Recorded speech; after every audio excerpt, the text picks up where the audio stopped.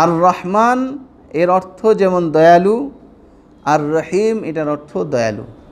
তবে জগৎ যেহেতু দুটো, এক হলো দুনিয়ার জগৎ, আরেক হলো পরকাল জগৎ, এই জন্য রহমান মানে আল্লাহ দুনিয়ার জন্য রহমান, আর রহিম আখেরাতের জন্য তিনি রহিম। রহমানের গুণ হলো ব্যাপক গুণ। এই দয়ার দ্বারা ব্যাপক দয়াকে বোঝায়।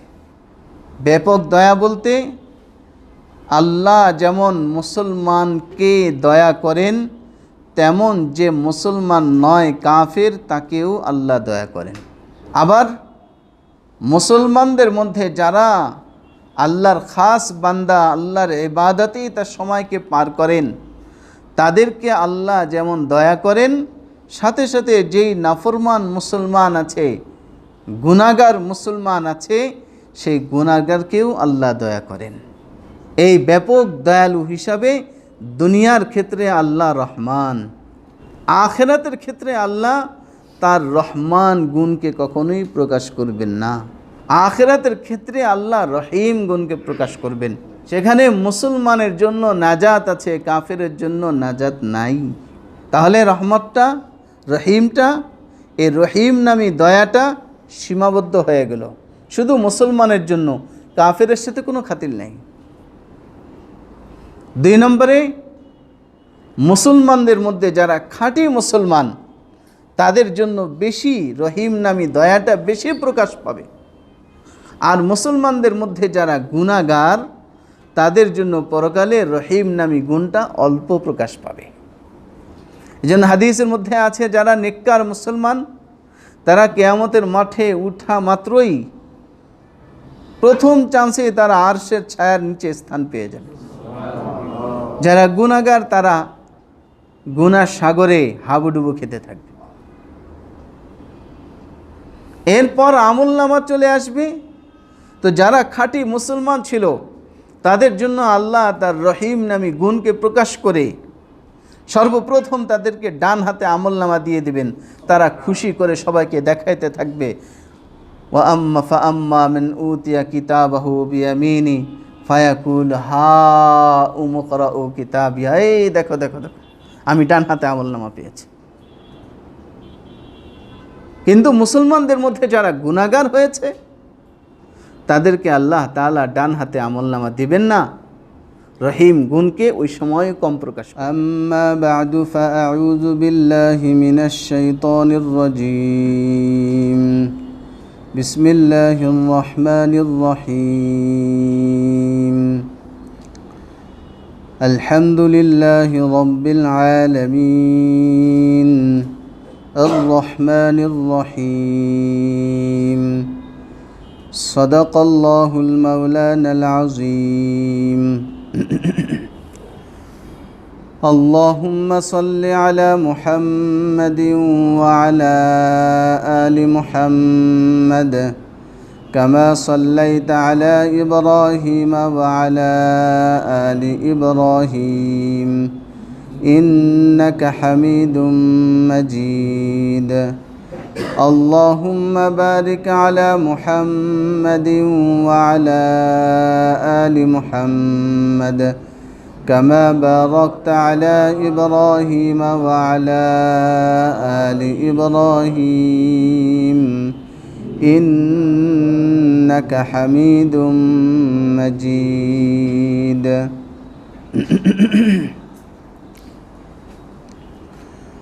الحمد لله. আল্লাহ তাআলার অগণিত দয়া এবং ইহসান, যিনি আমাদেরকে ঈশান নামাজ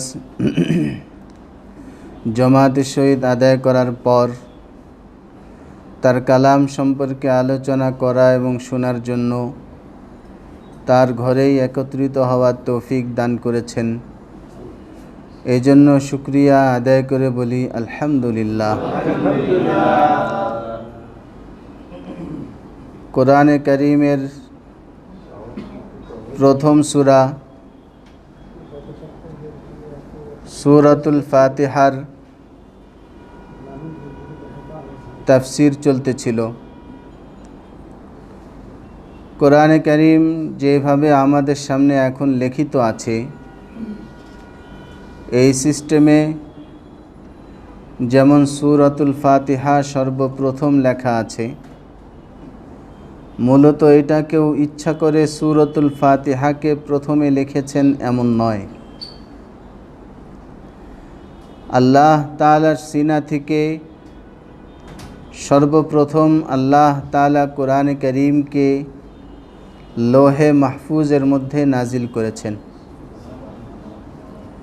লোহে মাহফুজ থেকে যখন যে আয়াত বা সূরার প্রয়োজন হয়েছে, তখন জিবরাইল আলাইহিস সালাতু ওয়াস সালামের মাধ্যমে আমাদের নবীর কাছে ওই আয়াত বা ওই সূরাকে নাজিল করেছেন।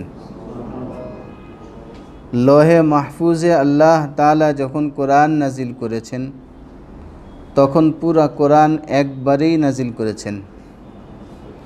লোহে মাহফুজ থেকে জমিনে যখন নাজিল করেছেন, তখন প্রয়োজন অনুযায়ী এক আয়াত, দুই আয়াত, অনেক সূরা এইভাবে করে নাজিল করেছেন। লোহে মাহফুজে যখন আল্লাহ তাআলা প্রথম একবারেই পুরা কোরআন নাজিল করেছেন, সেখানের তরতিব অনুযায়ী সর্বপ্রথম সূরাতুল ফাতিহাই লেখা আছে। ওই হিসাবেই জমিনের যে কোরআন কাগজের মধ্যে লেখা হয়েছে, এটার মধ্যেও সর্বপ্রথম সূরাতুল ফাতিহাই লেখা হয়েছে। মুফাসসিরিনে কিরাম প্রশ্ন উঠিয়েছেন তাফসীরের কিতাবের মধ্যে, সূরাতুল ফাতিহার প্রথম আয়াত আল্লাহ তাআলা আলহামদুলিল্লাহি রাব্বিল আলামিন দিয়ে কেন শুরু করলেন? এর রহস্য মুফাসসিরিনে কিরাম অনেকগুলো উল্লেখ করেছেন, যার মধ্যে এক নম্বর রহস্য হলো, যিনি সবচেয়ে বড় তিনি সর্বপ্রকারের প্রশংসার যোগ্য। এটা বোঝানোর জন্য মানুষকে যে বোঝানো হবে, বোঝানোর পর মানুষ যে শুকরিয়া আদায় করবে, কোন শব্দ দিয়ে মানুষ শুকরিয়া আদায় করবে মানুষ তো এটা জানে না।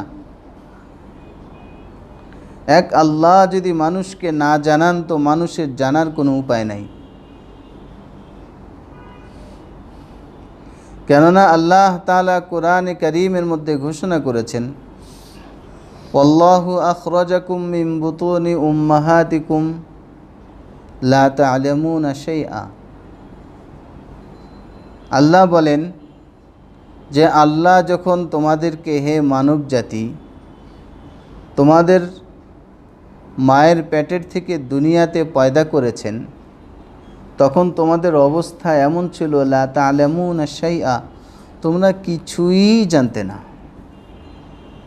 একেবারে কিছুই জানতে না। তো আমরা তো কিছুই জানতাম না। তো আল্লাহ সর্বপ্রকারের প্রশংসার যোগ্য, এটা কীভাবেই বা জানবো? জানার পরে কীভাবেই বা আদায় করব? আমি তো কিছুই জানি না।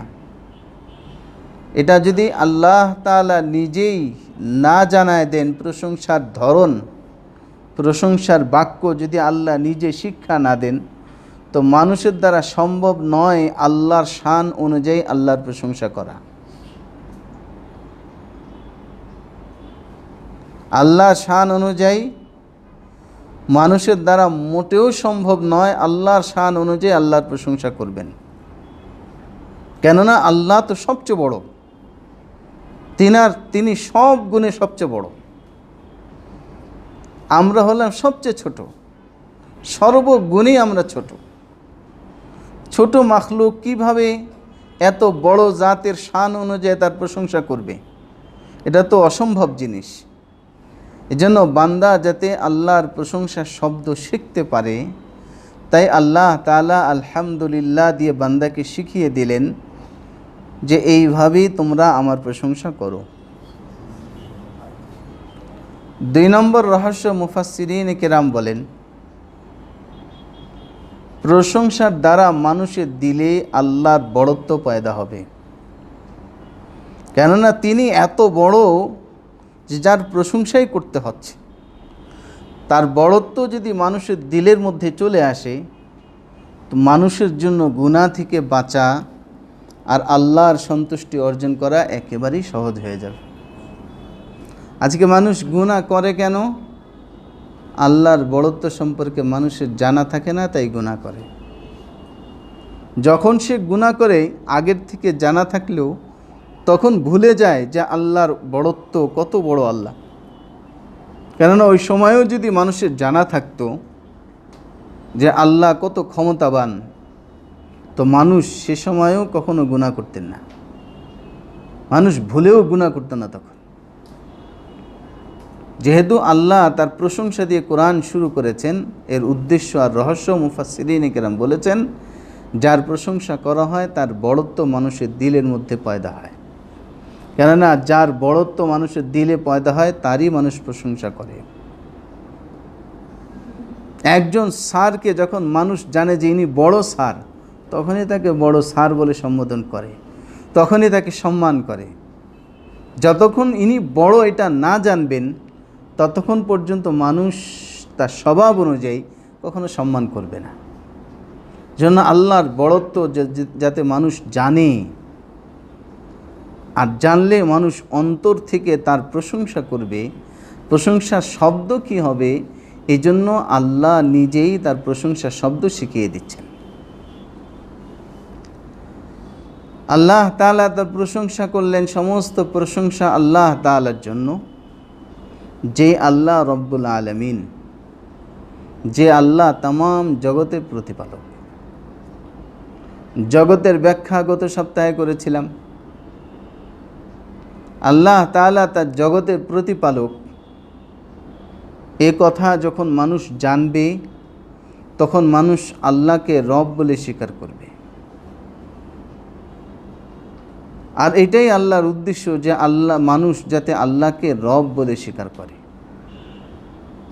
কেননা স্বাভাবিকভাবে বাচ্চা যদি জানে যে আমার আব্বা আমার সব কিছু যোগান দেয়, তাহলে ওই বাচ্চা তার ওই গার্জিয়ান আর আব্বাকে সম্মান করবে, যে বাবা আমার জন্য কত কষ্ট করে কত কিছু করে দেয়। ঠিক মানুষ যখন এটা স্বীকার করবে দিলের থেকে যে হ্যাঁ বাস্তবেই আল্লাহ রব্বুল আলামিন, তখনই মানুষ আল্লাহ তাআলার গোলামি আল্লাহর পছন্দ অনুযায়ী করার চেষ্টা করবে। কেননা তিনি তো আমার জন্য সব কিছুই করে দিচ্ছেন, তার গোলামি কেন না করে থাকব। তো আল্লাহ তাআলা কেমন প্রতিপালক, সারা জগতের জন্য কেমন প্রতিপালক, এর ব্যাখ্যা হযরত ইমাম গজালি রহমতুল্লাহি আলাইহি তার লিখিত কিতাব ইহয়া উলুমিদ্দিনের মধ্যে উল্লেখ করেছেন। উনি বলেন যে যদি আল্লাহ কখনো জমিনকে তামার জমিনে পরিণত করে দেন, আর আসমান থেকে যদি অনাবৃষ্টি শুরু করে দেন, বৃষ্টি পড়া বন্ধ করে দেন, সূর্যের আলোকে আল্লাহ যদি স্থমিত করে দেন, বন্ধ করে দেন, তাহলে সকল মানুষ একথার বিশ্বাস করবে যে এই জমিন থেকে একটা দানাও উৎপাদন হওয়ার কোনো সুযোগ নাই। কি বলেন? কেননা দানা উৎপাদন হওয়ার জন্য মাটি লাগে, বালু লাগে। কোনো বীজ আছে মাটিতে হয়, কোনো বীজ আছে বালুতে হয়। আবার কিছু গাছ আছে আগাছা হিসাবে, যেগুলো ইটের মধ্যেও হয়। এইটা উৎপাদন হওয়ার জন্য যেমন জমিনের এই বস্তুগুলো জরুরি, তেমন আসমানের বৃষ্টিও জরুরি। আসমানের বৃষ্টির সাথে সাথে সূর্যের আলোও জরুরি, সূর্যের আলোর সাথে সাথে চন্দ্রের আলো জরুরি। এই চারটা জিনিস না থাকলে কোনো বস্তু জমিনে পয়দা হবে না। ইমাম গজালি রহমতুল্লাহি আলাইহি বলেন, এই চারটাই যদি বন্ধ হয়ে যায়, আর আল্লাহ তাআলা যদি চান যে এই জমিন থেকে, তামার জমিন থেকে আমি বীজ উৎপাদন করব, তাহলে আল্লাহ তাআলার জন্য এটা একেবারেই সহজ।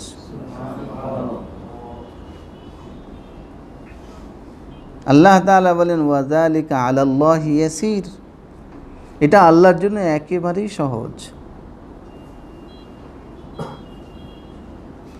যে আল্লাহর জন্য এমন প্রতিকূল অবস্থায় বীজ উৎপাদন করা সহজ, ওই আল্লাহ কত বড় রব্বুল আলামিন।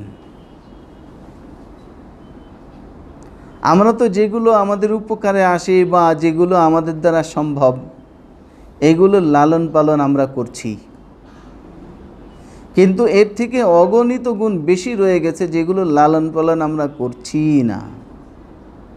অথচ এগুলো না থাকলে আমাদের উপায়, আমাদের ধারণা অনুযায়ী বাঁচার কোনো সুযোগ ছিল না। যেমন বাংলাদেশের জন্য একটা আল্লাহ তাআলার পক্ষ থেকে বড় একটা নেয়ামত, সেটা হলো সুন্দরবন। মানুষ তো তার ধানি জমিনের খেয়াল রাখে, মানুষ তার শাক সবজির খেয়াল রাখে। সুন্দরবনের পরিচর্যা কে করে? আমাদের কেউ আছে বাংলাদেশে যে সুন্দরবনের পরিচর্যা করতে পারবে? শুধু ফরেস্ট একটা অফিস আছে, কোনো জলদস্যু বনদস্যু এরা যাতে গাছপালা না কেটে নিয়ে যায়, এতটুকুর পাহারা দেওয়ার সুযোগ তাদের হাতে আছে। ভিতরে পরিচর্যার কোনো সুযোগ নাই। তো এই পরিচর্যাটা কে করছে? নিশ্চয়ই আমরা বলি যে আল্লাহই করছেন।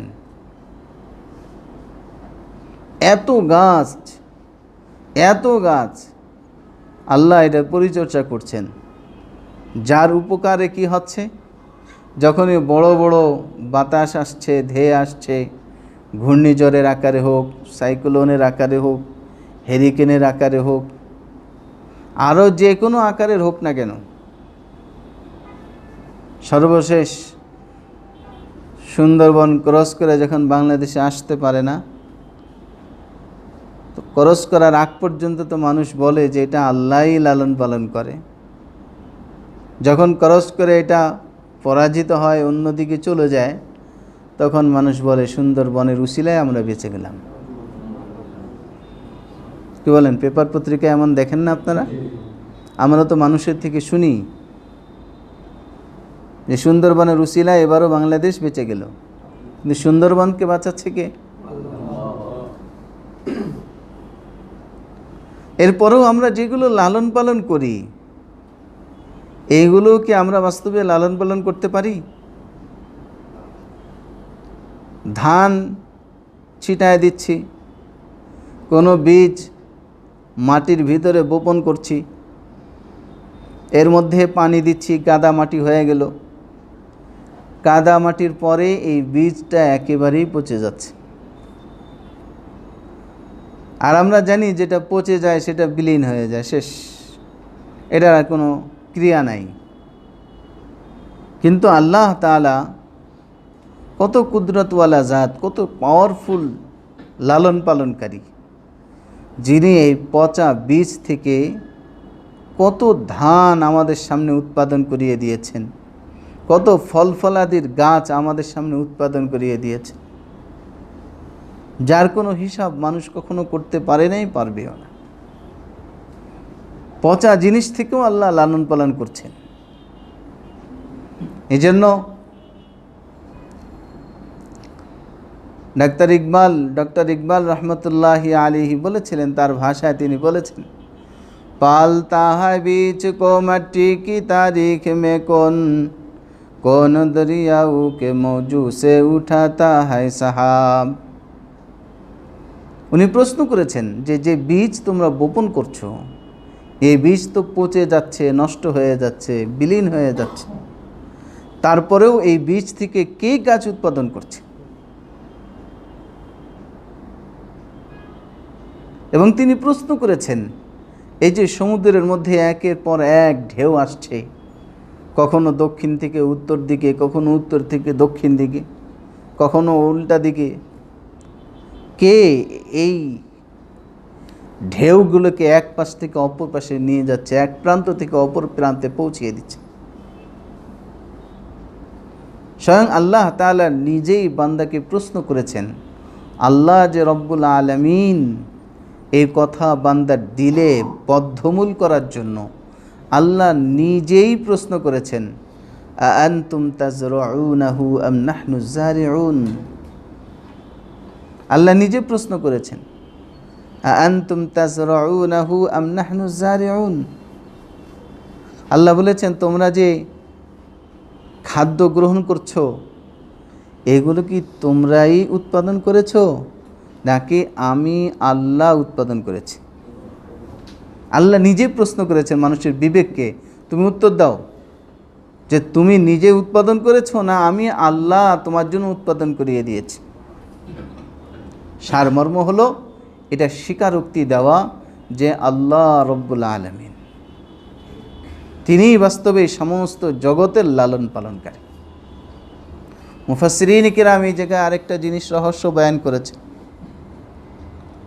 আলমের লালন পালনকারী হলেন আল্লাহ, আবার এই সারা আলমের জন্য রহমত স্বরূপ হলেন আমাদের নবী হযরত মুহাম্মদুর রাসূলুল্লাহ সাল্লাল্লাহু আলাইহি ওয়াসাল্লাম। এই জন্য আল্লাহ তাআলা আমাদের নবীর শানে নিজে কোরআনের আয়াত নাজিল করে বলেছেন, ওয়ামা আরসালনাকা ইল্লা রাহমাতাল লিল আলামিন। হে নবী, আমি আপনাকে সারা জগতের জন্য রহমত স্বরূপ পাঠিয়েছি। আল্লাহ হলেন সারা জগতের রব আর তার হাবিবকে বানালেন সারা জগতের রহমত।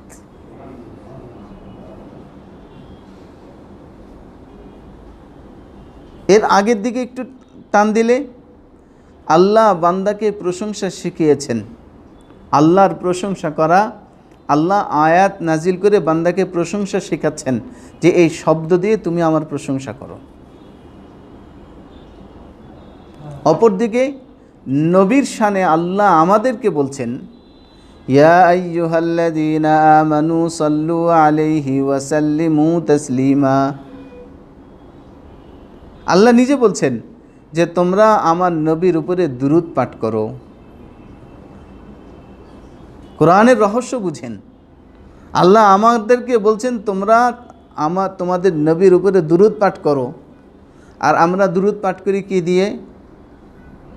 আল্লাহুম্মা সাল্লি আলা মুহাম্মাদ। অর্থ কি? হে আল্লাহ, আপনি মুহাম্মদ সাল্লাল্লাহু আলাইহি ওয়াসাল্লামের উপরে দুরূদ পাঠ করেন। আল্লাহ আমাকে বলছেন মুহাম্মদের উপরে দুরূদ পাঠ করো, আমি আল্লাহকে বললাম আল্লাহ আপনি মুহাম্মদের উপরে দুরূদ পাঠ করেন। তাহলে কেমনে হলো? তা দুরূদটা কই? হ্যাঁ, আরবি ভাষা হিসেবে এখানে সাল্লি শব্দের অর্থ এটাও ধরা যায় যে আল্লাহ আপনি মুহাম্মদ সাল্লাল্লাহু আলাইহি ওয়াসাল্লামের উপরে রহমত নাজিল করেন। তো দুরূদটা কই? নবী তো নিজে রহমাতুল লিল আলামিন, তার উপরে রহমত নাজিল করা এটা কেমন জিনিস? আর যদি শাব্দিক অর্থে ধরি যে আল্লাহ আপনি দুরূদ পাঠ করেন, তাহলে আমরা দুরূদটা পড়লাম কই? প্রশ্ন কি আপনাদেরকে বুঝাতে পেরেছি আমি? হ্যাঁ, প্রশ্নটা না বুঝলে উত্তর বুঝবেন না। আল্লাহ আমাকে বলছেন হে উম্মতে মুহাম্মাদি, তুমি মুহাম্মাদের উপরে দুরূদ পাঠ করো। এটা শোনা মাত্র আমি দুরূদ শুরু করছি, আল্লাহুম্মা সাল্লি আলা মুহাম্মাদ, যার অর্থ হলো হে আল্লাহ আপনি মুহাম্মাদের উপরে দুরূদ পাঠ করেন। তো দুরূদটা কই? মুফাসসিরিন কিরাম রহস্য বয়ান করেছেন যে আমার আদেশ হলো আমার মুহাম্মাদের উপরে দুরূদ পাঠ করা, কিন্তু আমি আমার মুহাম্মাদের শান আর মান এত বড় করে দিয়েছি যে তুমি উম্মত ছোট হওয়ার কারণে, দুর্বল হওয়ার কারণে তুমি আমার মুহাম্মাদের শান অনুযায়ী দুরূদ কখনো পাঠ করতে পারবা না। তুমি কখনোই আমার মুহাম্মাদের শান অনুযায়ী দুরূদ পাঠ করতে পারবা না, কিন্তু আমার আদেশ তো পালন করতে হবে। তো আমার নবীর, আমার মুহাম্মাদের শান অনুযায়ী দুরূদ কেমনে হবে? তুমি যেহেতু পারবা না, তাই তুমি আমার উপরে দায়িত্ব দিয়ে দাও যে আল্লাহ আমি তো দুর্বল, আমার দ্বারা সম্ভব নয় আপনার মুহাম্মদের শান অনুযায়ী দুরূদ পাঠ করা, দয়া করে আপনি আমাদের পক্ষ থেকে আমাদের নবীর উপরে আপনার শান অনুযায়ী দুরূদ দিয়ে দেন। আল্লাহ যদি আমাদেরকে এটা না শিখান তো নবীর শান অনুযায়ী দুরূদ হবে না। সূরা ফাতিহার প্রথম অংশে আল্লাহর প্রশংসা যেমন শেখাচ্ছেন, তদ্রূপ দুরূদের ক্ষেত্রেও আল্লাহ উম্মতকে নবীর শান অনুযায়ী দুরূদের শিক্ষা দিচ্ছেন। দ্বিতীয় অংশে আল্লাহ বলছেন রব্বুল আলামিন, আর তার নবীর ক্ষেত্রে আল্লাহ শব্দ নাজিল করছেন রহমাতাল লিল আলামিন। এজন্য আকবর এলাহাবাদী রহমতুল্লাহি আলাইহি বলেছেন তার ভাষায়, जहाँ तक है रबूबियत खुदा की वहाँ तक है वहाँ तक है रबूबियत मुस्तफ़ा की। আল্লাহর রবুবিয়ত যতদূর পর্যন্ত আছে, নবীর মহাব্বত আর নবীর দয়া ততটুক পর্যন্ত আছে। যেই জগৎ পর্যন্ত আল্লাহর রবুবিয়ত চলবে, ওই জগৎ পর্যন্ত নবীর দয়া আর মহাব্বত আর রহমত চলবে। তার অর্থ হলো নবীর দয়া যেখানে, আল্লাহর রবুবিয়ত সেখানে, আল্লাহর রবুবিয়ত যেখানে, নবীর দয়া আর রহমতও সেখানে। আল্লাহ তাআলা তার আল্লাহর পরিচয় দিয়ে দ্বিতীয় আয়াত নাজিল করেছেন রহমান আর রহমানির রহিম। আল্লাহকে সমস্ত প্রশংসা আল্লাহ তাআলার জন্য, আল্লাহকে যিনি রব্বুল আলামিন। সমস্ত প্রশংসা আল্লাহ তাআলার জন্য, আল্লাহকে যিনি আর রহমান। সমস্ত প্রশংসা আল্লাহ তাআলার জন্য, আল্লাহকে যিনি আর রহিম, যিনি রহমান এবং রহিম। রহমান আর রহিম এই দুটোর আবিধানিক অর্থ যদি আমরা তালাশ করি ডিকশনারিতে, তাহলে পাব রহমান মানে মেহেরবান দয়ালু, রহিম মানেও মেহেরবান দয়ালু।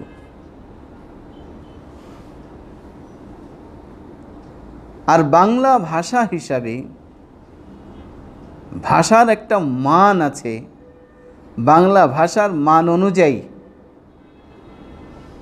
নিয়ম হলো একই অর্থবোধক দুটো শব্দ পাশাপাশি আসা, এটা ভাষার মানকে কমিয়ে দেয়। একই অর্থবোধক দুটো শব্দ পাশাপাশি উল্লেখ করা, এটা ওই ভাষার মান হিসাবে ভাষার মানটা দুর্বল হয়ে যায়। কোরআন চ্যালেঞ্জ করেছে, আল্লাহ কোরআনের দ্বারা চ্যালেঞ্জ করেছেন যে এই কোরআনের মতো কেউ তোমরা লিখতে পারবে না, কখনোই সম্ভব না। বোঝা গেল এটা ভাষার মানের দিক থেকে অনেক উচ্চাঙ্গের। যদি এটা ভাষার মানের হিসাবে অনেক উচ্চাঙ্গের হয়, তাহলে একই অর্থবোধক শব্দ দুটো পাশাপাশি কেন আসলো? এর জবাব মুফাসসিরিন কিরাম তাফসীরের কিতাবের মধ্যে দিয়েছেন। যারা অভিধানবিদ তারা তাদের অভিধানের মধ্যে এটার ব্যাখ্যা লিখেছেন। আর রহমান এর অর্থ যেমন দয়ালু, আর রহিম এটার অর্থ দয়ালু। তবে জগৎ যেহেতু দুটো, এক হলো দুনিয়ার জগৎ, আরেক হলো পরকাল জগৎ, এই জন্য রহমান মানে আল্লাহ দুনিয়ার জন্য রহমান, আর রহিম আখিরাতের জন্য তিনি রহিম। দুনিয়ার জন্য আল্লাহ রহমান, আখিরাতের জন্য আল্লাহ রহিম। এরও ব্যাখ্যা মুফাসসিরিন কিরাম করেছেন।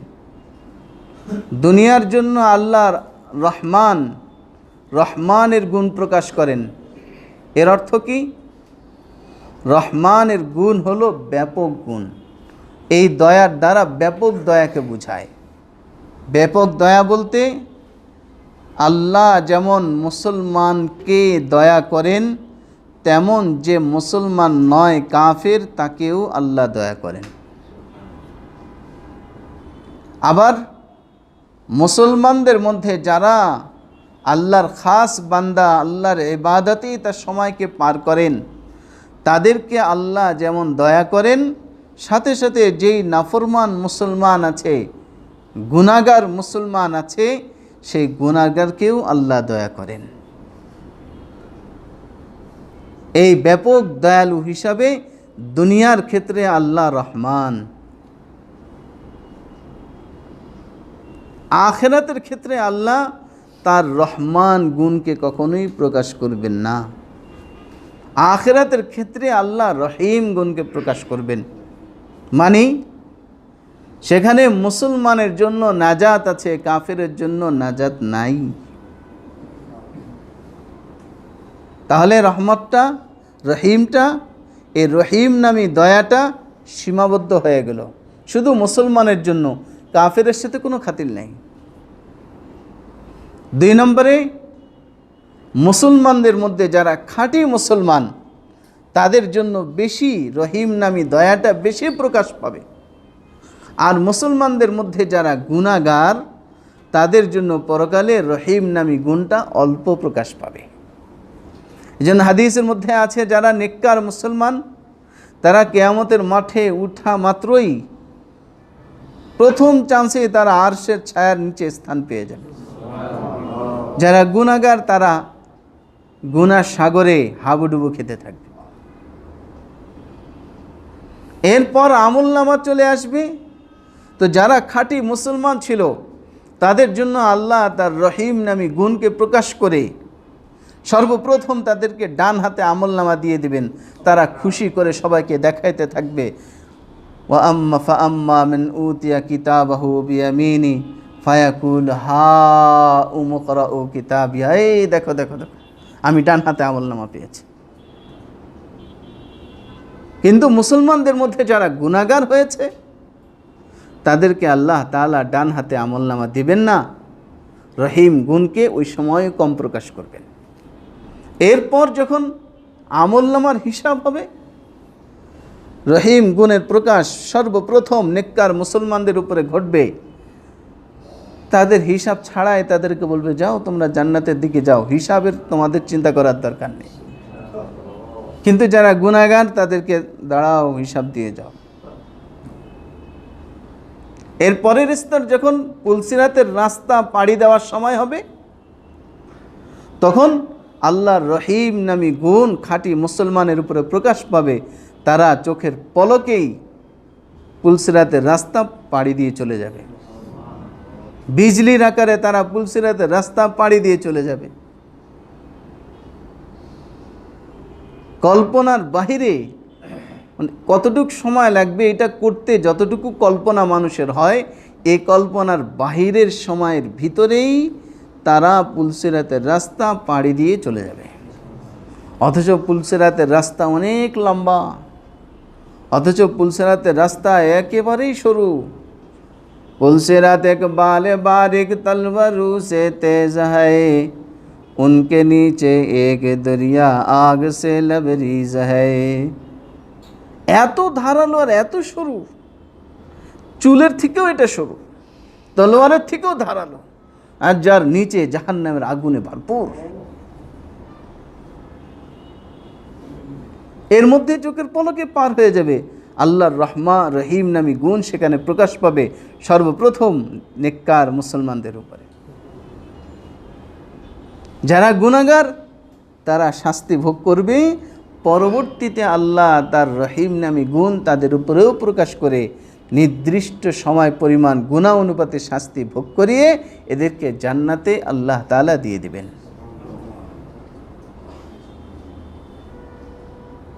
কিয়ামতের মাঠে যাদের উপরে প্রথম চান্সে, প্রথমবারেই আল্লাহর রহিম নামী গুণ প্রকাশ পাবে, আল্লাহ তাআলা আমাদেরকে ওই দলের অন্তর্ভুক্ত হওয়ার তৌফিক দান করেন। তাহলে কি বোঝানো হলো? আর রহমান এটাও দয়া, তবে এটা ব্যাপক দয়া, যেটা দুনিয়াতে প্রকাশ ঘটবে। এজন্য যে আল্লাহর ইবাদত করছে তাকে যেমন আল্লাহ খাওয়াচ্ছে, যে ইবাদত করছে না তাকে খাওয়াতেও আল্লাহ ভুল করছে না। যে আল্লাহকে স্বীকার করছে তাকে যেমন আল্লাহ দিচ্ছেন, যে আল্লাহকে স্বীকারই করছে না তাকে দিতেও আল্লাহ কার্পণ্য করছেন না, তাকে ফিরিয়ে দিচ্ছেন না। আমরা তো অনেক সময় বলে থাকি যে অমুকে আল্লাহর ইবাদতই করে না, তারপরেও তাকে এত কিছু দেয় কেন, সে এত কিছু পায় কেমনে? হ্যাঁ, পাবে, যেহেতু আল্লাহ আর রহমান। আল্লাহ আর রহমান, দুনিয়ার ক্ষেত্রে তিনি রহমান, কিন্তু পরকালে আল্লাহ রহিম। সেখানে নির্দিষ্ট মানুষ ছাড়া, গুণের মানুষ ছাড়া কারোর জন্য দয়া আসবে না। এজন্য কাফেররা এমন ধারণা করে যে এই জগতে যদিও মুসলমানদের সঙ্গ দেয় নাই, পরকালে তাদের দয়া দেখলে তাদের সঙ্গ দিয়ে দেব। কিন্তু পরকালে হাজারো সঙ্গ দিলে, হাজারো প্রমাণ দিলে কোনো কাজ হবে না, কেননা আল্লাহ বলেছেন আমি পরকালে রহিম। জন্য হাদিসের মধ্যে আছে, কিয়ামতের মাঠে সকল মানুষ যখন উপস্থিত হবে, সারা জগতের মানুষ, আদম আলাইহিস সালাতু ওয়াস সালাম থেকে শুরু করে শেষ পর্যন্ত যত মানুষ দুনিয়াতে আসবে, সবাইকে যখন উপস্থিত করা হবে, সে সময় আল্লাহ তাআলা উম্মতে মুহাম্মাদের মধ্য থেকে একজন উম্মতকে, রাসূলের সাহাবীদের মধ্য থেকে একজন দামি সাহাবী, তাকে আল্লাহ তাআলা আদেশ করবেন, হে অমুক, তুমি সবার সামনে আজান দাও। বলেন তো সে কে হতে পারে? সেই ব্যক্তিটা যদি আমি হইতাম, কি বলেন? সে ব্যক্তিটা যদি আমি হইতাম, এমন আশা আপনাদের সবার মনে নাই? হ্যাঁ, এমন আশা জাগে না? কত ভাগ্যবান হতাম বলে। অথচ হযরত বেলাল হাবশী, সেই হাবশা থেকে হিজরত করে চলে আসছে। আল্লাহকে ভুলবে এটা কখনো সম্ভব হয় নাই, রাসূলকে ভুলবেন এটা কখনো কল্পনাই করতে পারেন নাই। কত মার খেলেন, কত শাস্তি ভোগ করলেন। আজ যারা পবিত্র ভূমি মক্কা নগরীতে যায়, আল্লাহ যাদেরকে নিয়ে গেছেন, কত সুন্দর হেঁটে হেঁটে হারামে ঢুকছি আর বিভিন্ন আমল করছি, একবারও কল্পনায় আসে নাই আমাদের। কারো কারো আসতেই পারে, একবারও কল্পনায় আসে নাই যে সাহাবীদের এত হৃদয় বিদারক যে ঘটনাগুলো আছে, বিদায়ক ঘটনাগুলো আছে, যা শুনলে চোখের পানি পড়ে, বললে চোখের পানি পড়ে, কল্পনা করলে গা শিউরে উঠে। আসলে তাদের এই ঘটনাগুলো কোথায় ঘটেছিল, একটু আলেমদের মাধ্যমে সেটা একটু জানি, এই অনুভূতিটা নিজের মধ্যে পয়দা করি। এমন চাহিদা আছে, এমন ক্ষুধা আছে, এমন জানার ইচ্ছা আছে, এমন হাজির অভাব খুব কম। অথচ বেলাল কত দামি মানুষ, কিন্তু দুনিয়াতে কত কষ্ট সহ্য করলেন, আর কষ্ট অনুপাতে আল্লাহ কেমনভাবে তার শান দিচ্ছেন। যখন ফাতেহে মক্কা হয়েছে, মক্কা বিজয় হয়েছে, মক্কা বিজয়ের পর বিজয়ের একটা উল্লাস উদযাপন করতে হবে। আল্লাহ রসুল সাহাবায়ে কেরামদেরকে বললেন, একটা বিজয় উল্লাস তো হওয়া দরকার, বলো তো কীভাবে বিজয় উল্লাস করা যায়, বিজয়ের খুশি কিভাবে উদযাপন করা যায়। সকল সাহাবা বলে উঠলেন, ইয়া রাসূলুল্লাহ, হযরত বেলালের মাধ্যমে একটু আজান দেওয়ায় দেন, তার আজান শুনে আমরা বিজয় উল্লাস করি। রাসূল বললেন যে আমার মনের চাহিদা এটাই ছিল। তো বেলালকে আল্লাহ কি শান দিয়েছেন। জন্য আমরা যারা হারামে গেছি, জানি না আমার কথা যারা গিয়েছেন কতটুকু বুঝবেন। যতটুকু বোঝানোর চেষ্টা করতে পারি করি। বিন দাউদ দিয়ে, বিন দাউদের পাশ দিয়ে সোজা যদি আমরা হারামে ঢুকি,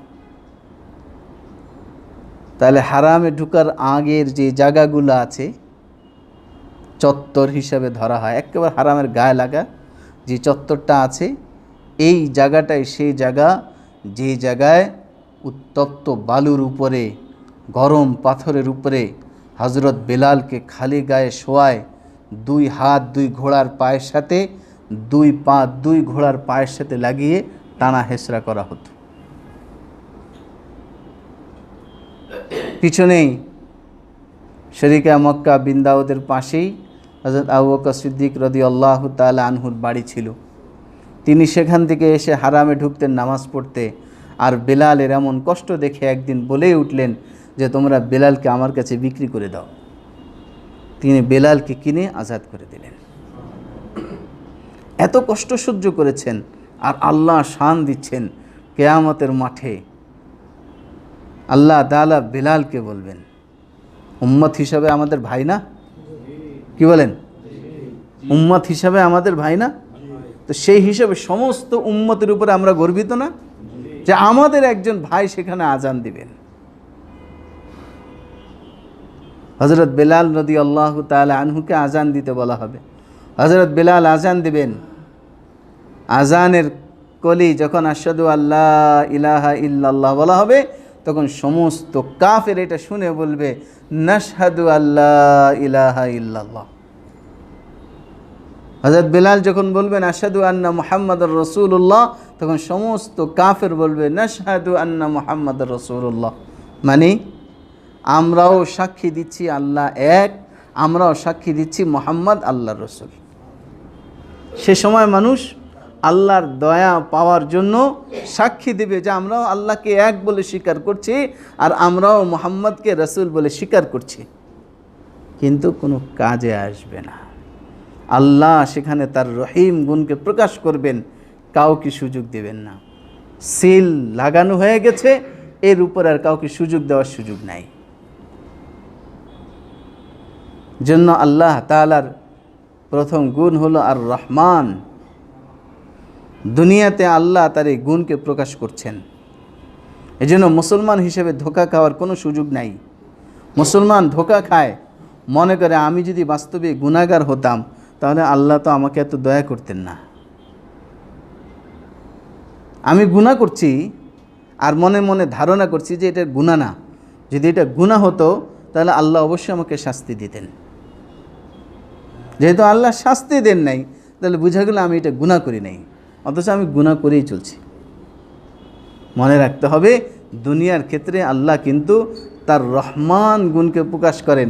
এখানে গুনার শাস্তি সরাসরি দিয়ে দেন না। এখানে আল্লাহ সরাসরি গুনার শাস্তি দিয়ে দেন না, এখানে রহমান গুণকে প্রকাশ করেন। তবে প্রশ্ন আসবে, যদি আল্লাহ রহমান গুণকেই প্রকাশ করে থাকেন, তাহলে নবীর উপরে দুনিয়াতে এত বিপদ আসলো কেন? সাহাবাদের উপরে এত স্টিম রোলার চালানো হলো কেন? তাবেঈনরা এত নির্যাতিত হলো কেন? এই জমানা পর্যন্ত মুসলমানরাও এত নির্যাতিত হয় কেন? যেই পরিমাণ নির্যাতিত অন্য কোনো জাতিরা হয় না, যেই পরিমাণ নির্যাতিত অন্য কোনো গুনাহগার হয় না, নেককাররা কেন এত নির্যাতিত হয়? আল্লাহ তো রহমান।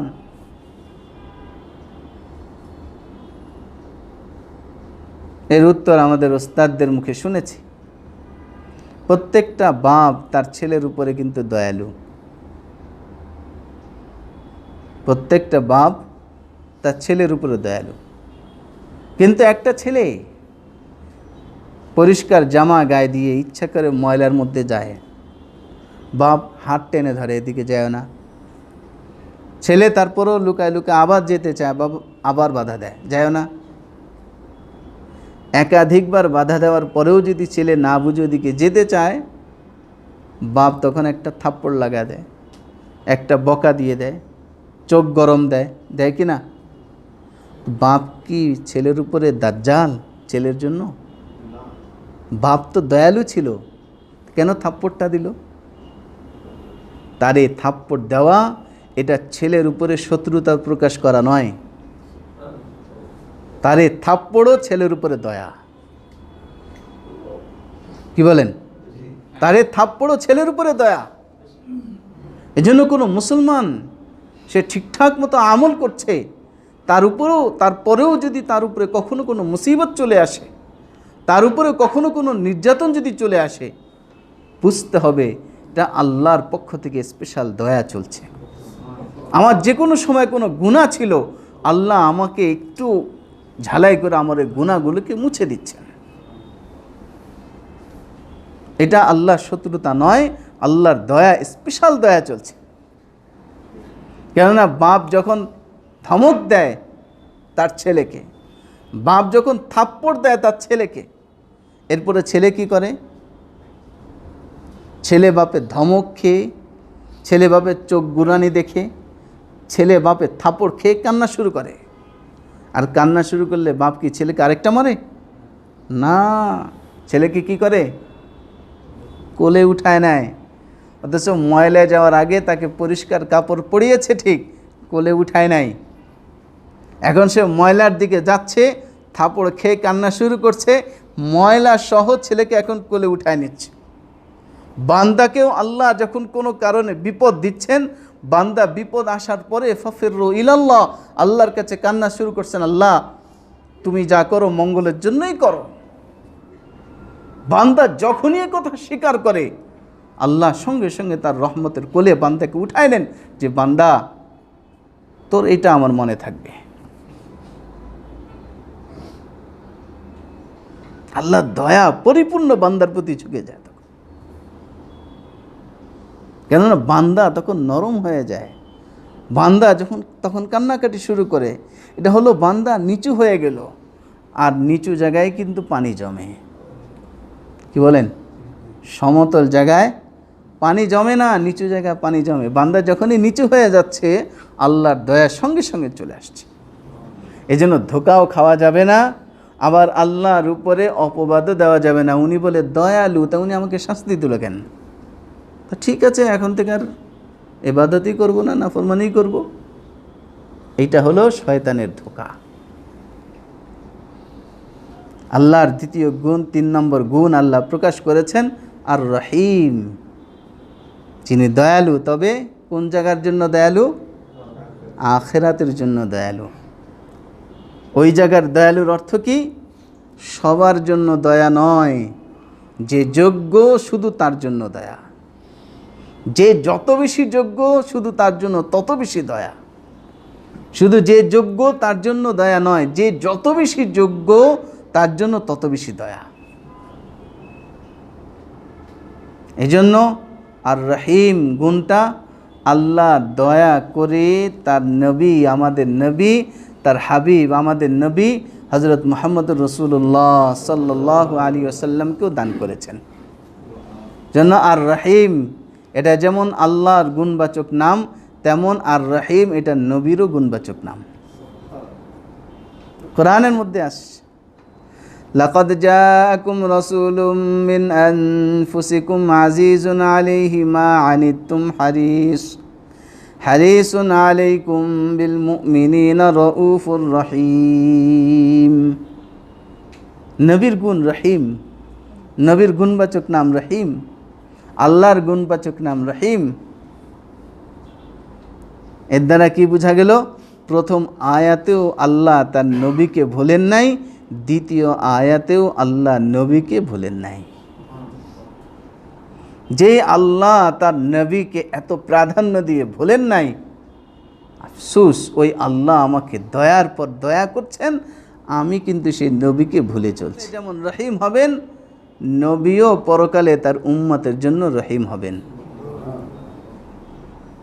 নবী পরকালে কার জন্য রহিম হবেন? আমার জন্য রহিম হবেন। কেননা আমি উম্মত না, কি বলেন? আমি রসুলের উম্মত না, জন্য আমার জন্য রসুল রহিম হবেন পরকালে। যদি আমার জন্য রহিম হয়, তাহলে অর্থ কি দাঁড়াবে? আল্লাহ তার বান্দার জন্য পরকালে রহিম হবেন, এর অর্থ কি বলছিলাম? রহিম মানে সবার জন্য নয়, শুধু যোগ্য ব্যক্তিদের জন্য, যোগ্য বান্দার জন্য। রাসূল যদি তার উম্মতের জন্য রহিম হন, তাহলে অর্থ কী দাঁড়াবে? রাসূল তার যোগ্য উম্মতের জন্য রহিম হবেন। তাহলে বোঝা গেল আল্লাহ পরকালে রহিম মানি আল্লাহর এমন অনেক বান্দা থাকবে যারা আল্লাহর দয়া পরকালে পাবে না। এই জন্য আল্লাহ পরকালে রহিম। রাসূলও যদি রহিম হন, রহিম গুণ নিয়ে পরকালে থাকেন, এর অর্থ কি দাঁড়াবে? রাসূল অবশ্যই সুপারিশ করবেন রহিম হিসাবে, তবে সকল উম্মতের জন্য করবে না। বোঝা গেল কিছু উম্মত রাসূল রহিম হওয়ার পরেও রাসূলের সুপারিশ থেকে বঞ্চিত হবে। তাহলে পোড়া কপাল কে? যে পরকালেও রাসূলের সুপারিশ থেকে বঞ্চিত হয়। পোড়া কপাল কে? যে পরকালেও আল্লাহর দয়া থেকে বঞ্চিত হয়। যাক, আল্লাহর দয়া তো সমস্ত তার সকল বান্দার জন্য। কি বলেন? আল্লাহর দয়া তো সকল বান্দার জন্য, কিন্তু রাসূলের সুপারিশ কি সকল উম্মতের জন্য? শুধু তার উম্মতের জন্য। তাহলে জানার বিষয়, রাসূল তার কোন কোন উম্মতের জন্য সুপারিশ করবেন না? সব তো বলা যাবে না, দুইটা বলি। এক নম্বর হলো যারা বেদাতি হবে, শরীয়তের অন্তর্ভুক্ত যে আমল না, তাকে সওয়াবের নিয়তে শরীয়তের অন্তর্ভুক্ত বলে মনে করে আমল করবে, যারা রাসূলের রেখে যাওয়া দ্বীনকে পরিবর্তন করে ফেলবে, রাসূল পরকালে তাদের জন্য সুপারিশ করবেন না।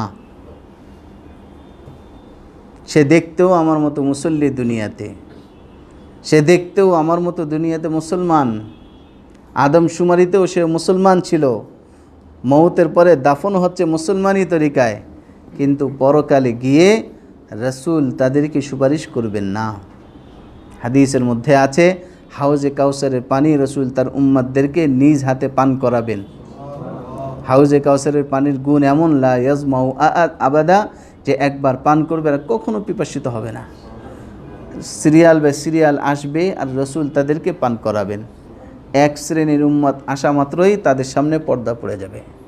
রাসূল রাগান্বিত হয়ে বলবেন, এই এদেরকে তো চেনা যাচ্ছে যে এরা আমার উম্মত, পর্দা দিলা কেন?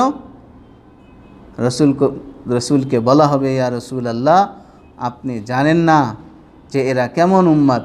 আপনি যে দিন রেখে এসেছিলেন, এরা এই দিনকে নিজের স্বার্থে পরিবর্তন করে দিয়েছে।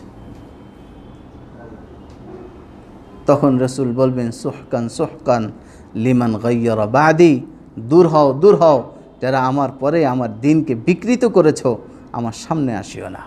রাসূল রহিম, কিন্তু এই সকল উম্মতের জন্য রাসূল রহিম না।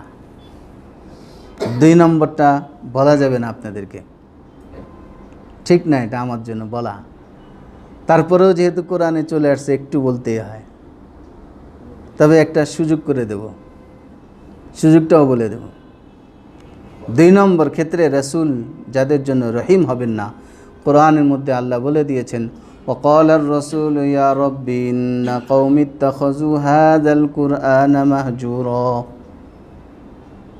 যারা দুনিয়াতে কোরআন শিখবে না, কোরআন পড়বে না, রাসূল তাদের ক্ষেত্রে রহিম হওয়া তো দূরের কথা, রাসূল তাদের ব্যাপারে কিয়ামতের মাঠে আল্লাহর কাছে বিচার দায়ের করবেন, মামলা দায়ের করবেন। এখন আমার মধ্যে প্রশ্ন আসবে, আমার বয়স এখন 60, 70, 75, আমি কোরআন কেমনে শিখব? আমার দ্বারা কি সম্ভব? আমার এই ব্যস্ততা, সেই ব্যস্ততা, ওই ব্যস্ততা, আমার দ্বারা কি সম্ভব? আমি জানি যে আমার উচ্চারণ হয় না, এখন দাঁতই নাই, উচ্চারণ হবে কেমনে? এই প্রশ্ন মনে আসে কি না? কি বলেন? এই প্রশ্নের উত্তর হলো, আল্লাহ কোরআনের কোনো জায়গায় কি বলছেন যে 80 বছর হলে আর কোরআন শেখা লাগবে না? বলছেন আল্লাহ? আল্লাহ বলেন নাই। হাদিসের মধ্যে আল্লাহ রাসূল বলেন না এত বছর হয়ে গেলে আর কোরআন শেখা লাগবে না। মওত পর্যন্ত নামাজ যেমন মাপ নাই, মওত পর্যন্ত কোরআন শেখাও মাপ নাই। তবে উচ্চারণ যে ঠিক হয় না, উচ্চারণ যে ঠিক হয় না, এটা যেমন আপনি জানেন, আপনার আল্লাহ কি জানে না? উচ্চারণ যেমন ঠিক হয় না আমি জানি, তেমন আমার আল্লাহ কি জানে না? আল্লাহ তো জানেন। আমি যে চেষ্টা করছি, পরে হলেও চেষ্টা করছি, এটাও তো আল্লাহ জানেন। আল্লাহ রসুল হাদিসের মধ্যে বলেছেন যে কোরআন শেখার জন্য ঠেকে ঠেকে কোরআন পড়বে, তা শেখার জন্য যেমন সওয়াব পাবে, ঠেকার কারণে সওয়াব পাবে। তাহলে তো এই প্রশ্ন করার আর সুযোগ নাই যে এখন বয়স হয়ে গেছে আর শেখা যাবে না। যদি না শিখি তো রসুল কিন্তু রহিম হওয়ার পরেও সুপারিশ করবেন না। আল্লাহ তাআলা আমাদের সবাইকে কথাগুলো বুঝে আমল করার তৌফিক দান করুন। اقرأ وتدبر اقرأ تنزيل الرحمن وحي قد جاءك رباني